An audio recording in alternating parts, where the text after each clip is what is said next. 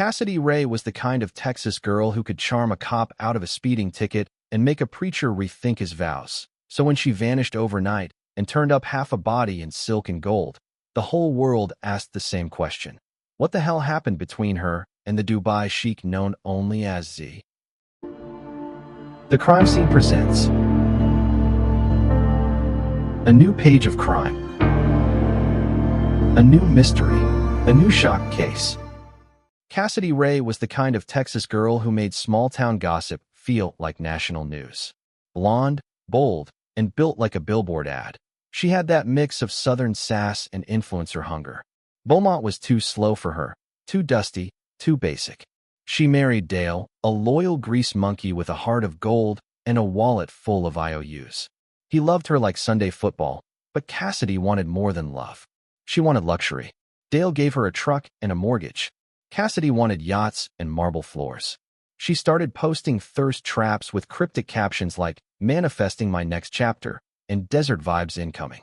Folks thought she was just chasing clout, but Cassidy was already halfway gone.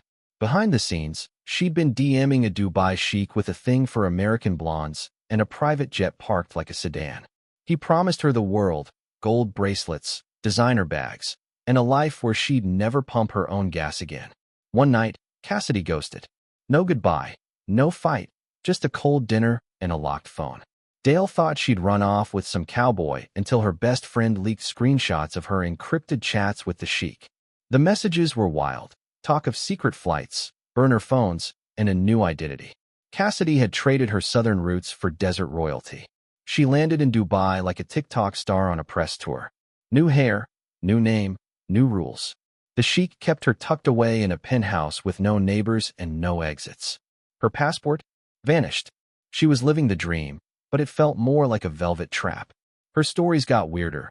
Sunsets with captions like, "Freedom's just a mirage." Then, silence. No posts. No calls. No Cassidy. Back in Texas, Dale started digging. What he found would flip the whole town upside down. Cassidy touched down in Dubai like she was stepping into a movie set. Private jet, champagne and crystal, and a driver who didn't speak unless spoken to. The Sheikh, known only as Z, had her wrapped in designer threads before she even unpacked. Her new home wasn't a house. It was a fortress in the sky. Floor-to-ceiling windows, guards at every corner, and a view that screamed money. But behind the glam, things got weird fast. Her passport disappeared within hours. Z told her it was for safety, but Cassidy wasn't dumb. She knew she was locked in. No Uber, no mall runs, no solo walks. Her phone still worked, but only on Wi-Fi and only certain apps. She posted a few stories, sunsets, gold bathtubs, cryptic captions like, "Not all cages have bars." Then she went dark. Back in Texas, Dale was losing it. He started digging through old emails, bank statements, even her Pinterest boards. That's when he found the name Z popping up in luxury forums and dark web threads. Turns out, Z wasn't just royalty. He was a ghost with a trail of missing women and offshore shell companies. Cassidy had walked into a trap dressed like a fairy tale. Meanwhile, Cassidy's silence was deafening. Her last known location pinged from a penthouse that didn't exist on any map. Dale tried reaching out to embassies, but they hit him with red tape and polite shrugs. He hired a private investigator who traced Z's network to underground parties, crypto laundering, and a yacht that had been flagged in 3 countries. Cassidy's dream had turned into a high-gloss nightmare. She was living in a palace, but it felt like a prison. No exits, no allies, and no way out. The girl who once danced barefoot at Texas rodeos was now a ghost in a golden tower. And the clock was ticking. A month after Cassidy vanished, the Gulf coughed up a nightmare. A fisherman off the coast of Oman reeled in something that made him drop his net and sprint for shore. It was a torso, female, pale, wrapped in silk and tangled with gold bars. No head, no legs, just half a body floating like a warning. Forensics confirmed it was Cassidy. The silk matched a robe scene in a viral yacht party clip featuring Z, the Dubai Sheikh she'd run off with. The gold bars? Serial numbers traced back to one of Z's offshore vaults. News hit Texas like a bomb. Dale collapsed in his garage. Cassidy's family went silent. The media spun wild theories, ritual killings, cartel messages, organ trafficking. But Dale wasn't buying any of it. He knew Cassidy. She was reckless, but she wasn't stupid. If she ended up like that, it wasn't random. It was personal. Interpol got involved, but Z was wrapped in diplomatic immunity and layers of legal fog. No extradition, no questioning, no accountability. The case stalled. But Dale wasn't done. He hired a hacker named Switch, a dropout with a caffeine addiction and a grudge against rich men. Switch cracked Cassidy's deleted cloud backups and found something that flipped the whole narrative. Cassidy had been documenting everything. Voice memos, hidden camera clips, screenshots of shady transactions. She was building a case. Turns out, she wasn't just living the high life, she was planning to blow it up. She'd contacted a journalist in London and was prepping a full exposé on Z's empire. But she got sloppy. One of her encrypted emails bounced, and Z's tech team intercepted it. The last ping from her burner phone came from a storage locker in Abu Dhabi. Inside was a lipstick tube with a microSD card and a final video. Cassidy, eyes swollen, whispered, "If you're watching this, I didn't make it." The trap had snapped shut. Cassidy wasn't just living in luxury. She was building a trap.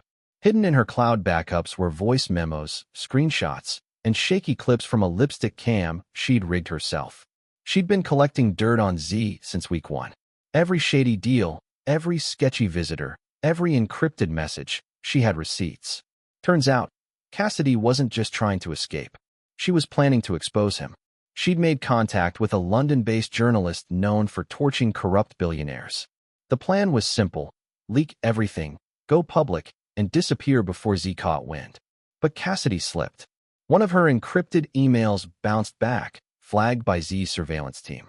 That was the moment the game changed. Z's tech crew traced the breach, locked down her devices, and scrubbed her digital trail clean. Dale's hacker, Switch, found the last ping from Cassidy's burner phone. It led to a storage locker in Abu Dhabi, rented under a fake name. Inside was a lipstick tube with a microSD card and a burner phone wrapped in bubble wrap.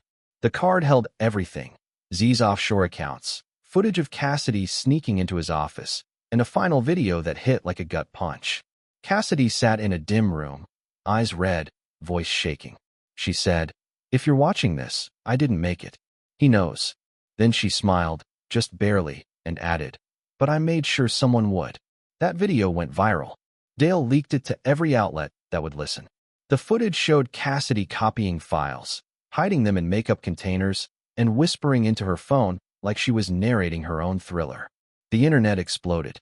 #JusticeForCassidy trended worldwide. Influencers, journalists, and even exiled royals started sharing her story. Z's empire, once untouchable, began to crack. Investors pulled out. Allies ghosted him. And one of his bodyguards flipped for immunity, claiming Cassidy was poisoned and dismembered to send a message. But the message backfired. The world was watching now. Dale didn't just leak Cassidy's files, he detonated them. The footage, the voice memos, the final video, it all hit the internet like a Molotov cocktail. Within hours, #JusticeForCassidy was trending in 5 countries. Influencers cried on live streams, Reddit sleuths built timelines, and journalists started poking holes in Z's polished empire. The Sheikh who once flexed gold-plated Lumbos was now dodging subpoenas and deleting socials. Z's investors bailed. His name vanished from luxury circles. One of his bodyguards flipped for immunity, claiming Cassidy was poisoned after her files got intercepted. Her body was dismembered, half dumped in the ocean, half buried in the desert, wrapped in a Texas flag like some twisted message. But the message backfired. The world wasn't scared. It was pissed. Dale flew to Dubai, not with fists, but with receipts. He testified in a closed-door hearing, backed by Cassidy's files and Switch's digital trail. The trial was sealed, the verdict buried. Z disappeared from public life. Rumors swirled. Some said he was hiding in Bahrain. Others claimed he fled to a private island with no extradition laws. Either way, he was done. Cassidy's story became legend. Podcasts dissected her every move. Documentaries framed her as a rebel, a whistleblower, a cautionary tale. Her final video played at rallies, her name etched into murals. Dale started a foundation in her name, helping women trapped in overseas abuse rings. He never remarried. Said Cassidy was the kind of fire you only find once. But the wildest twist came a year later. A tourist in Morocco found a buried box near the coast. Inside, Cassidy's missing phone. It had one unsent message. "If I vanish, don't let them bury me quietly." Dale released it with no caption. The internet did the rest. Cassidy Rae didn't just chase luxury. She exposed a monster. And even in death, she refused to be silenced.